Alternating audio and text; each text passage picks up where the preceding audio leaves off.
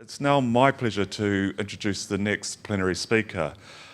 And I know that I'm not going to be able to do as good a job as Hanno because I don't have the gift of the gab that he does. But nonetheless, as a brave New Zealander, I'll try my best.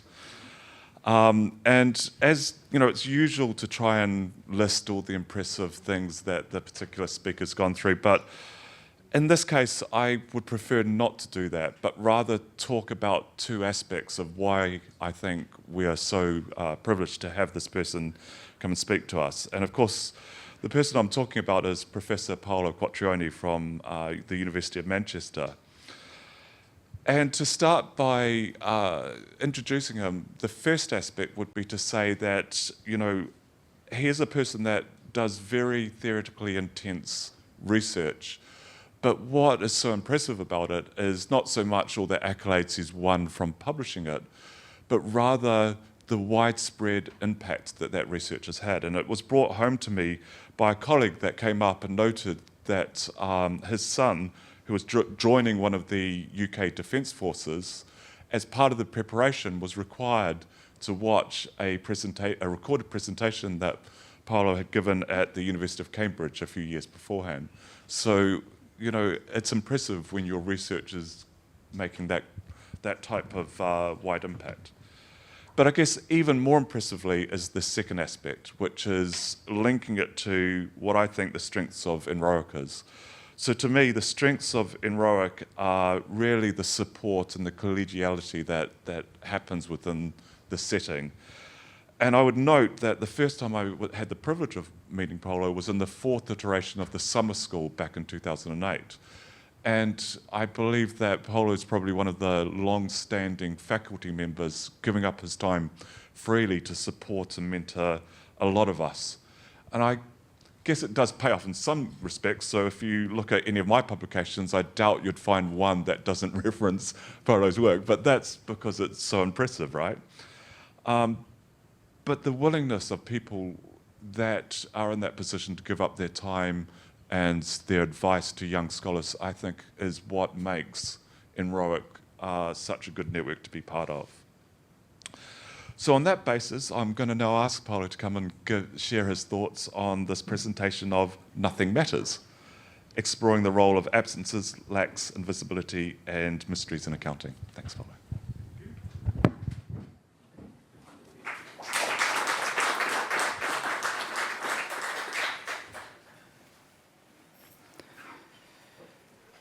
Okay, my mic works.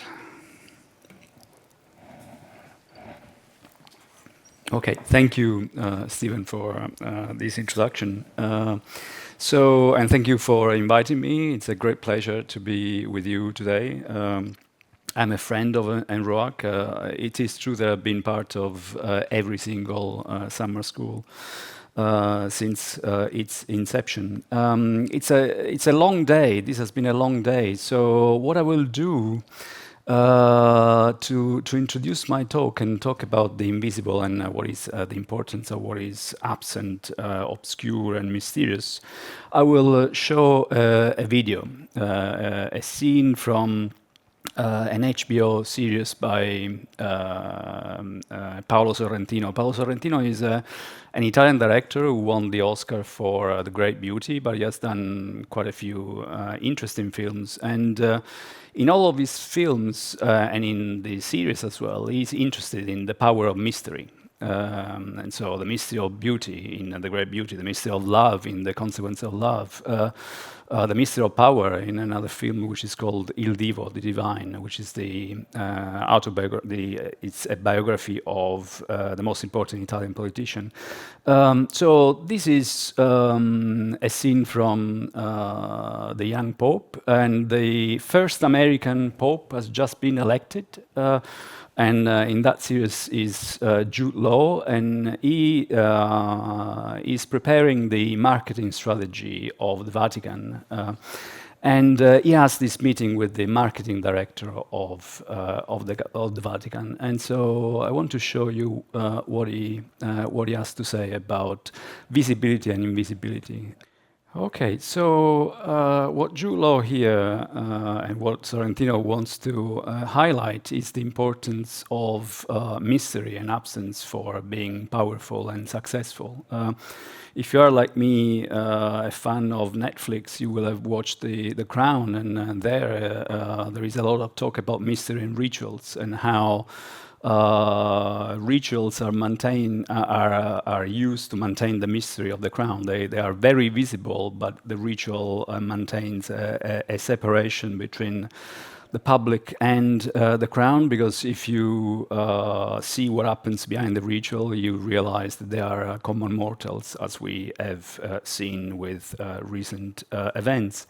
Stephen yesterday reminded me of another series, which is Conclave, and Cardinal Lawrence, at the opening of the Conclave, says that if there is one scene that is afraid of, that is certainty, because with no mystery, there is no faith, there is no purpose in life.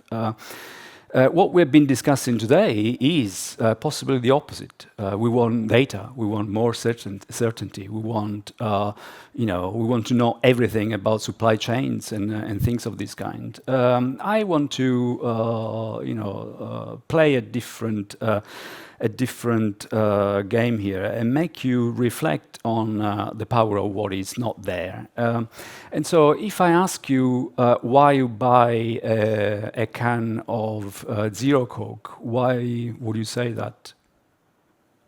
Why do you buy a Diet Coke or a Zero Coke? Because there is no sugar. So you don't have a clue of what the other ingredients that can cause you cancer more than sugar causes diabetes are in the can, but you know there is no sugar. So the fact that there is no sugar, so the absence of sugar, makes you make that decision. In some meetings, a decision is taken in one way or another because a person was absent at that meeting, not because the person was present at that meeting. So there are a couple of books that I like a lot. One is Nothing Happened by Susan Crane, which talks about the course of how in the course of history, events that did not happen have a huge influence on the course of history. So the fact that the troops were not deployed at the border causes an invasion. We are in Estonia here, very close to Russia. Or other examples of that. Or there is another book which was supposed to be called Nothing Matters, and then the author changed the title, where I took this example of the Diet Coke. So he talks about the ontology of nothingness, which I've come to realize is called meontology, actually. In management studies, in management organization studies, but also in accounting, we are instead obsessed with presentism, ocular bias, and absence neglect. This is a quote from Tom Powell, who says, "People notice what is there and neglect what is not there. They pay an abnormal attention towards what the human eye can see and not towards what the human eye cannot see." I want to pay attention towards what the human eye cannot see, what humans cannot hear, what humans cannot touch, what humans cannot feel, or actually, maybe there is something there. And there are some examples that make this apparently abstract and very philosophical issues very, very concrete. So the first one is, for instance, as an example of that attention to classifying things and closing definitions, is the acronym LGBT. Now it's increasing in the letters. So to the point that they had to add a plus, because the gender, each gender and the identity of people is so fluid that you cannot bracket it into letters, and you need to pay attention to the plus. So towards what has not been classified yet, what is the tendency of the identity to become other than itself. Other examples of if you think of stakeholders management, for instance, this is Simon Rose, who is the owner of Faith in Nature. And what he wanted to do is they manufacture and sell beauty products like shampoos and things of this kind. So the effect of their products on nature is quite relevant. So what he wanted to do is to give a voice to a stakeholder which is normally silent. That is nature. And so what he did was to appoint a spokesperson, a person at the board to speak on behalf of nature. And there is a movement there to give voice to nature. And this is Lawyers for the Future, who says, Paul Sland, who says, I believe the right of nature will be to the 21st century what human rights were to the 21st, to the 20th, sorry. But how to give nature a voice, given that nature does not have a voice? So is it enough to have a spokesperson on the board? Because that spokesperson, of course, will bring biases, will bring his or her own view of what is right for nature, but will not speak for nature. So the problem is how to listen to something that does not have voice. There is also another example that is becoming very important in what we do in terms of stakeholders management, but also in terms of accountability. You may not know, but the Welsh government has been the first government that established a commissioner for future generations. The first commissioner was Sophie Howe, and she says, I always say that I sort of represent the unborn, but they don't talk to me very often. It's impossible for us to know exactly what future generations are going to need.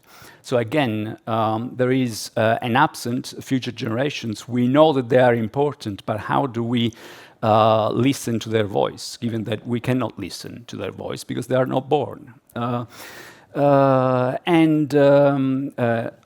I think that Terry is supposed to be here tomorrow. I don't know whether he's here. I've not met him or her. I don't know actually who the person.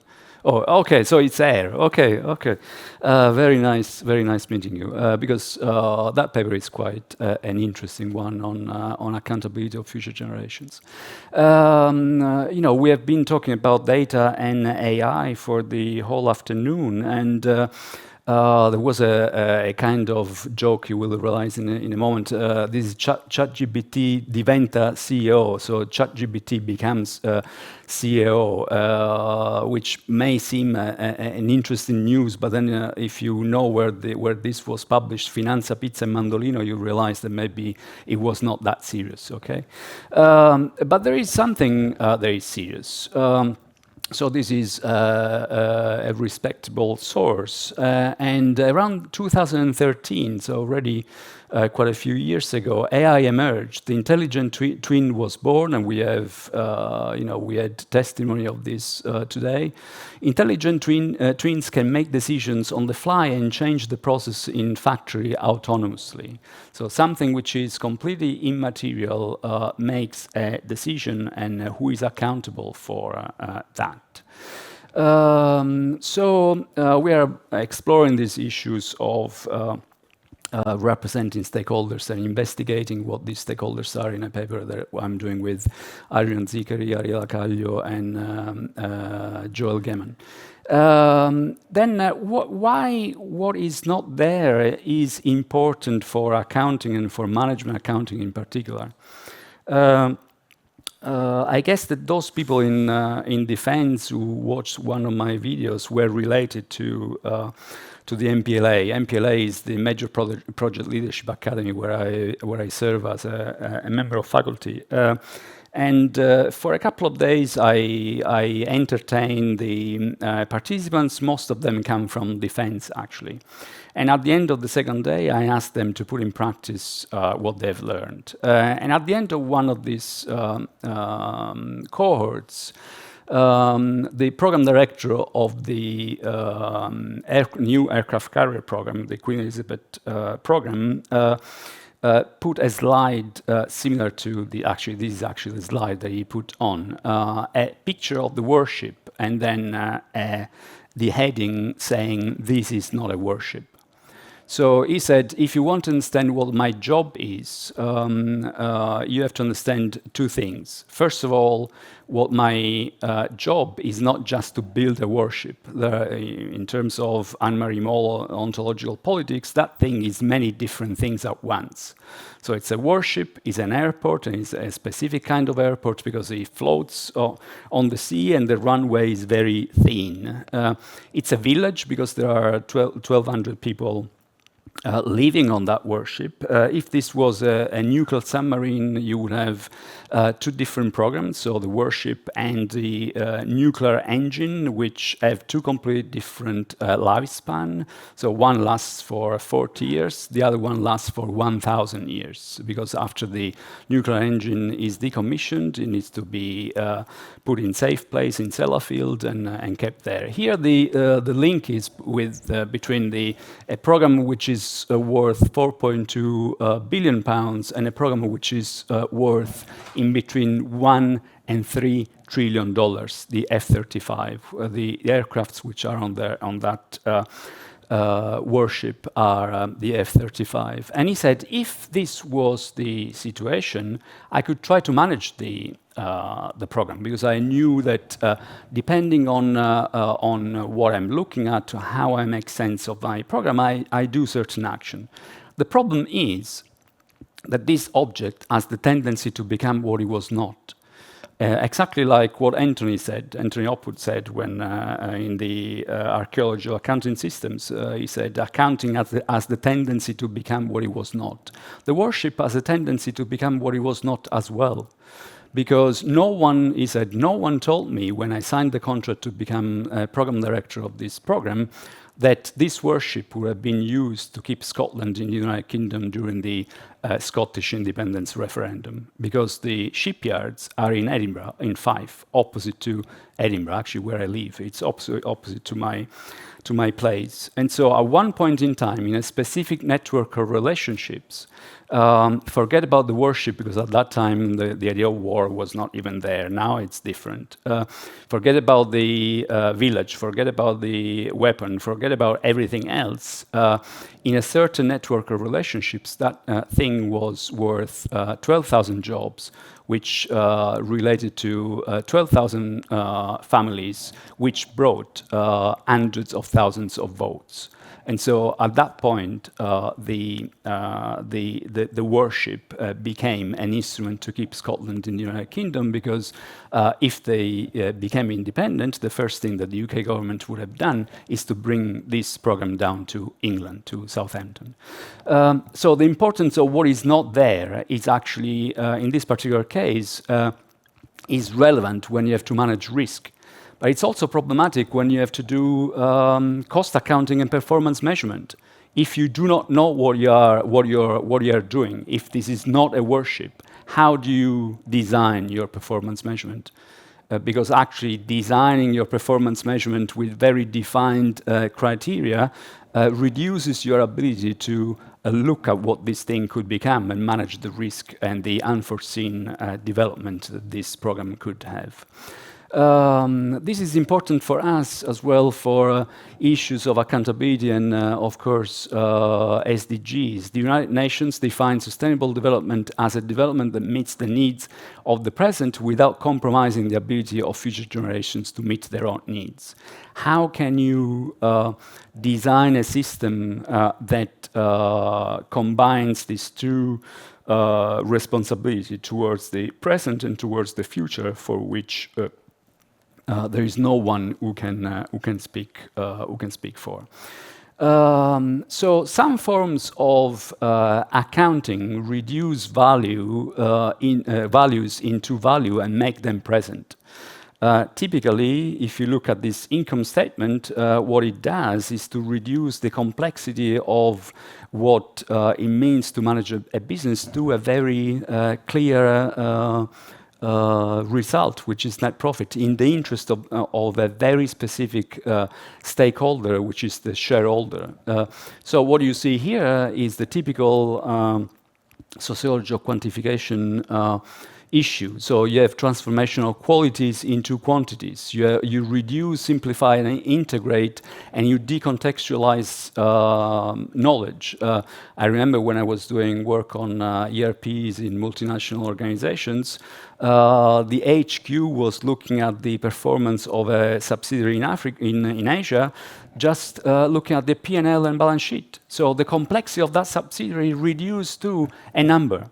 You know, you decontextualize knowledge enormously thanks to the power of data and numbers. And then you can commensurate things which are very different from each other.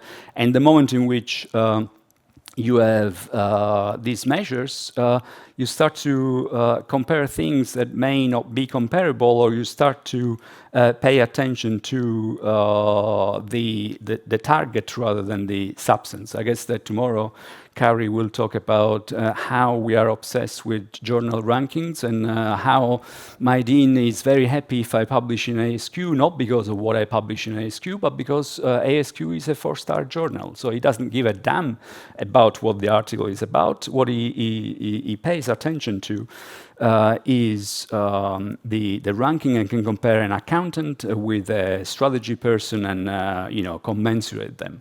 So the moment in which you make this reduction, we pay attention to a reified calculative object, a thing.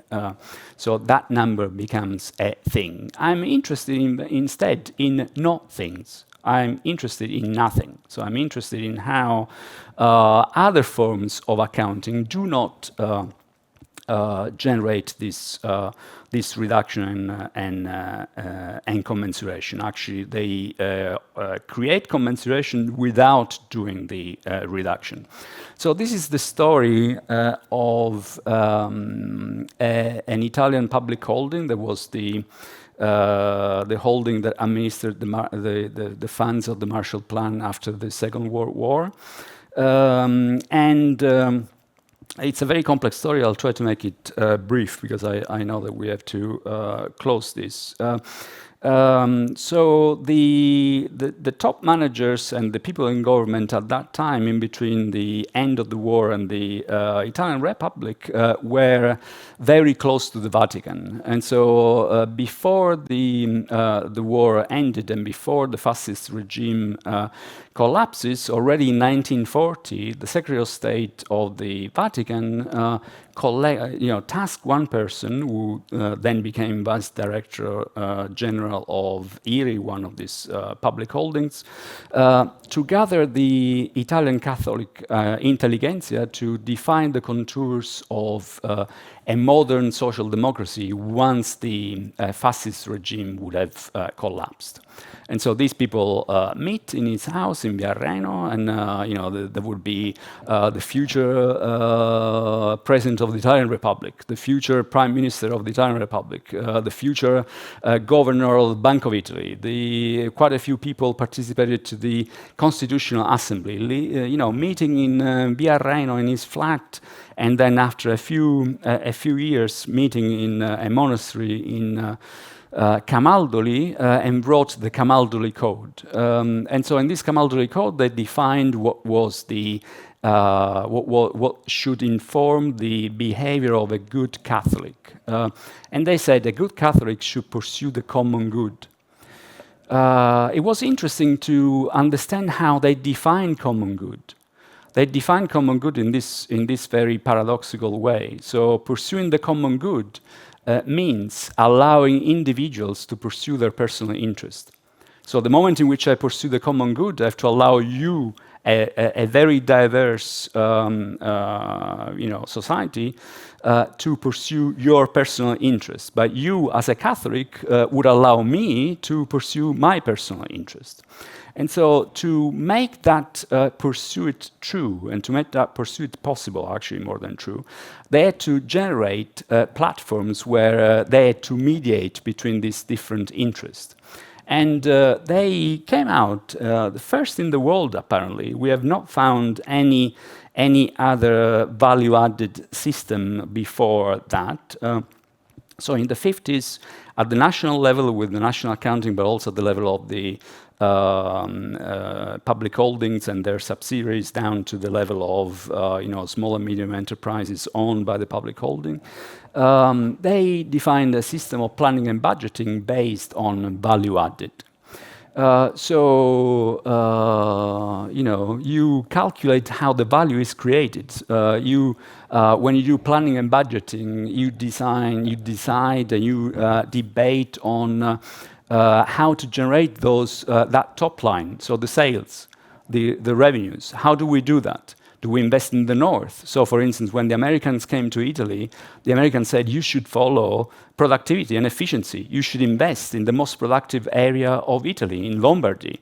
And the Italians said, if we do that, we lose the south, we lose all the rest. And look, this is a very stupid move from your point of view, because there is much more than money.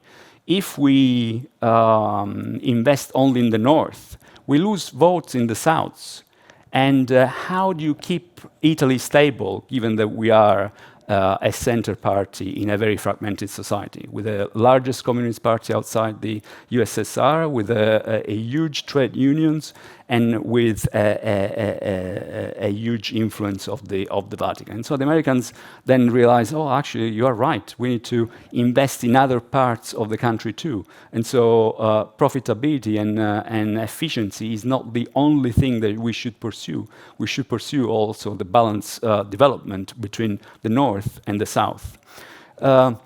How do we generate these revenues? Do we generate them with infrastructure, with nuclear, with chemical industry, with what? And where do we invest it? Do we do the plant in Venice, or do we do it in Gela in Sicily?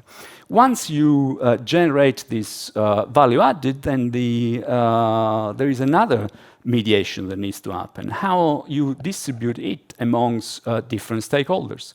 So you don't have one clear focus, which is profit. You have it is a multifocal income statement. So you distribute it to employees through salaries, the banks through interest, the state through income taxes, the shareholders through dividends, and through the firm via return earnings, because the firm was the institute where this mediation could happen. So this income statement, differently from the one that we now teach in classes, is an indifferent P&L. So it does not privilege one stakeholder to another, and it does not do that because the idea of common good is mysterious, is incalculable. It requires a continuous process of mediation.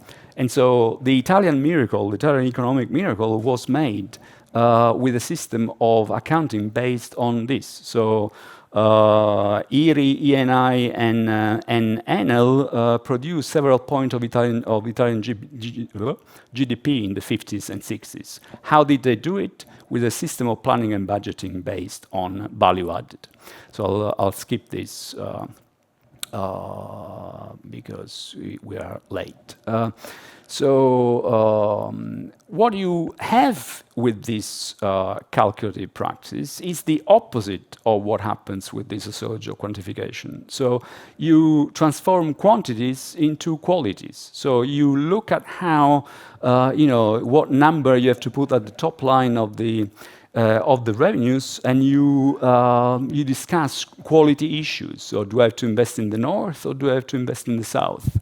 You reduce, simplify, and integrate the complexity in order to contextualize knowledge, not in order to decontextualize knowledge.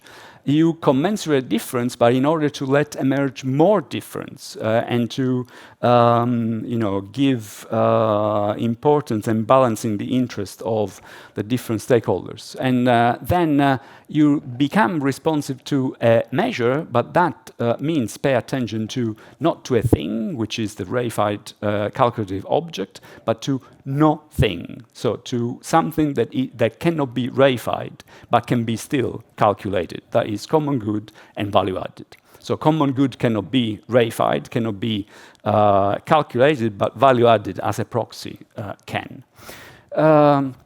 Now we are obsessed by calculations. So everything is becoming a target. You have the SDGs, you have a single source of truth, and everything is becoming a target. And of course, the moment in which it becomes a target, all the rest is secondary. Once you create a visibility for something, what is invisible becomes problematic. What do you see here? You were sleeping. I want to wake you up, okay?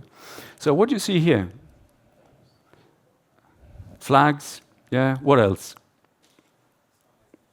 Yeah, there are some SDGs, actually quite a few, 9, 12, 14, 16, what else? Color? Color coding, what else? A square? Yeah? Huh?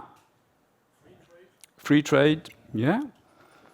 So no one sees that there is a guy standing in front of this picture, holding a text which tells future. That guy is Liu Bolin, and he plays with the idea of transparency. So he paints himself as the background in order to become the invisible man.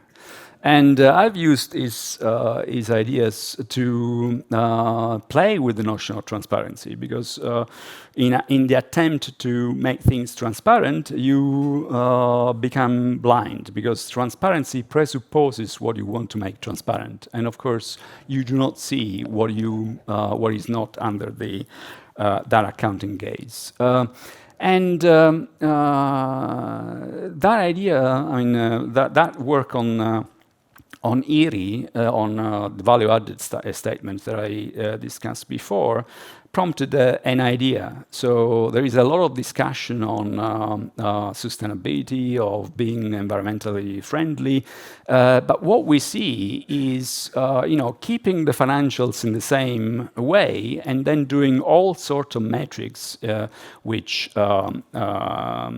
tries to measure the environmental impact of the action of the firm.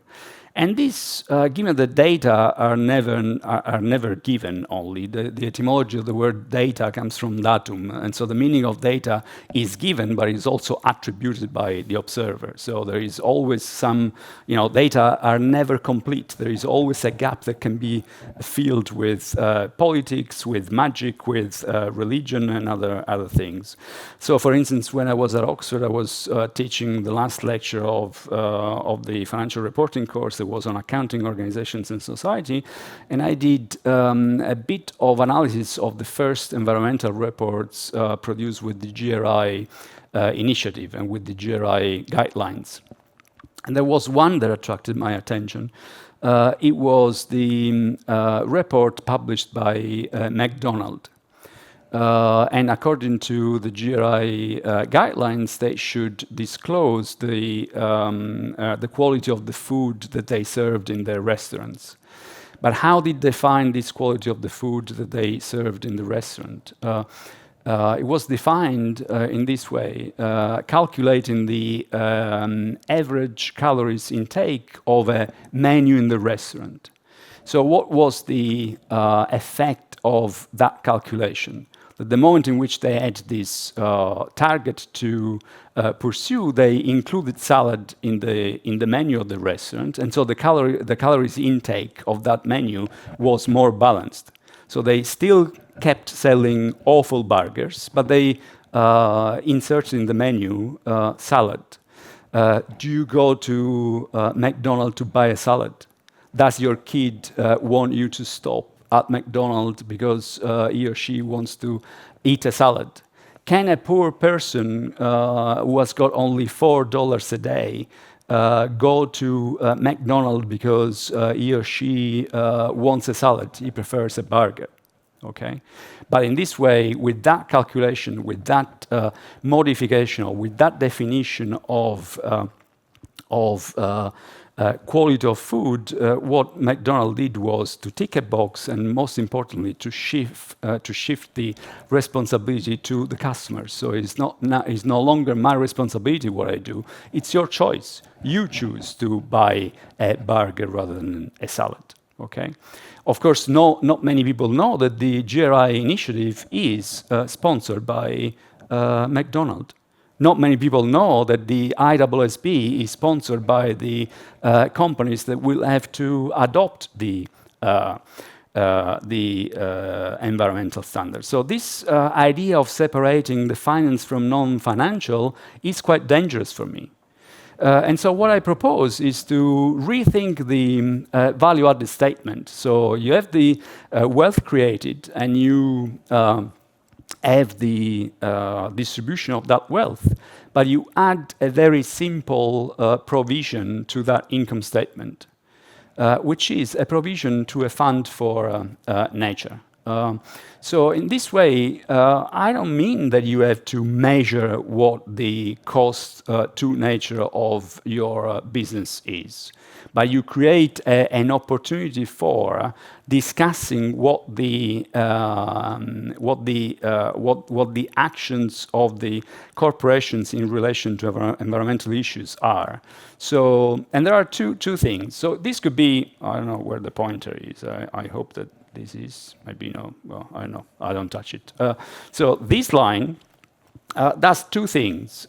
So first of all, it creates a visibility to the policies and forces corporations to disclose the policy of what they do to safeguard nature and to reconstitute natural capital. This line could also be zero. Say the corporation says it's not my responsibility to reconstitute natural capital. For that, I pay taxes. That's fine, and the market will assess that statement and make its own decision. Or it could be positive, greater than zero, and then you have to disclose how you want to reconstitute natural capital. But the most important thing is that given that the wealth created is always the same, who is going to pay for nature? So are the shareholders getting less dividends because they have to reconstitute the fund for nature? Is the state who is going to take less taxes because it needs to reconstitute the natural capital? It's the firm that sacrifices some of the retained earnings to reconstitute natural capital. Is the employees who sacrifice their salaries to reconstitute natural capital? So who puts the ants in their pockets? It's too easy to say that you keep financials as they are and you do all sorts of metrics in the other realm of environmental and natural issues, where they can do all the kind of politics that allows McDonald's to look good while they are actually shifting responsibility of their action to the public. This is just an idea. Then you could link this to each line of, it was you who said that accountants have a structure. Accountants do have a structure. And that structure is very powerful to understand the link between value chain and supply chain. And so you can link the value chain and supply chain to the SDGs and create a space, of interrogation and then links to the various things. And this is some work with which I've done with Ariela Caglio and now Sarah Russo as well. And it comes from an article published in 2022, that was written on a Christmas day during the pandemic, actually. So it's a very easy article which won a prize. Of course, you won prizes for things that you do not spend time on. So I'm getting close to the end because I see the clock. And talking about series on Netflix, you will have watched The Crown. And in The Crown, there is a scene where Queen Elizabeth was crowned in Westminster Abbey, and that was the first ceremony was broadcasted on TV. So the first time that that ceremony was broadcasted on TV. And Prince Edward, Prince Edward was the Duke of Windsor, that was in exile in Paris after having abandoned the crown, was watching this ceremony on TV with his friends in his villa in Paris. And one of his friends said, "Oh, now that we have technology, we should see all the details of this ceremony, because the ceremony implies that when the monarch is made, you will have seen it with King Charles, a veil is goes on their head, and you do not see the act of anointing the new monarch. So the Archbishop of Canterbury anoints with the holy oil the new monarch, but no one can see it because that action is mysterious." And so the friends say, "Oh, now why do we want this mystery? Everything should become transparent." And Prince Edward says, "Who wants transparency when you can have the magic?" And I think that this applies to accounting too. Who wants transparency when you can have the magic? Accounting can do magic in many different ways. And actually, this is a working paper that I'm working with Elena Giovannoni.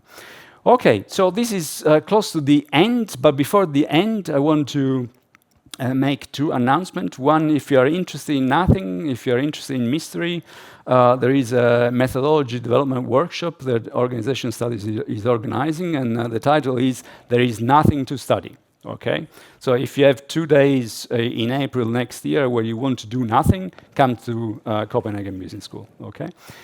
Second announcement is the ENROAC Summer School, which is now possibly one of the longest workshops that has been organized since 2002. It happens in beautiful Siena, so take a note of the date. Is 12th and 15th of July 2026. It happens in Siena, which is absolutely beautiful, in a monastery, which is the Certosa di Pontignano. It is absolutely fantastic. So this is the place where it normally happens. Take notes of the date if you can make it. And the organizers are Elena Giovannoni and Angelo Riccaboni. Okay, so that's all from me. So thank you very much, and I hope that I finished at least on almost on time. Okay, and I managed to enthuse you with nothing. That was my objective today. So thank you.